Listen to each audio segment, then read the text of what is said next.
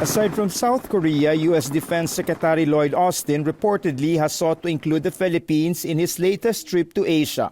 His first visit was in July 2021. Back then, President Rodrigo Duterte was pushing to abandon the Visiting Forces Agreement or VFA, which allows U.S. troops, aircraft, and vessels free access to the country.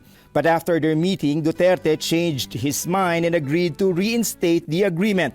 This week, Austin is back in Malacanang. Anything dramatic? No. That was the most dramatic time. I don't think there will be any other dramatic thing like that. Accordingly, it will just be a meet and greet with President Bongbong Marcos. Austin is the third high-ranking Biden official to pay a courtesy call on Marcos in recent months, after Vice President Kamala Harris and Secretary of State Antony Blinken.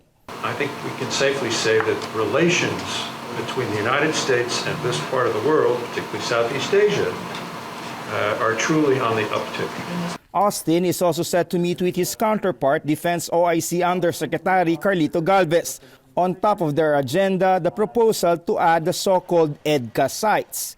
EDCA, or the Enhanced Defense Cooperation Agreement, allows U.S. troops, their equipment, and facilities to station in Philippine military camps, but only on a limited or rotation basis. When EDCA was approved in 2014, 5 AFP camps were identified as agreed locations.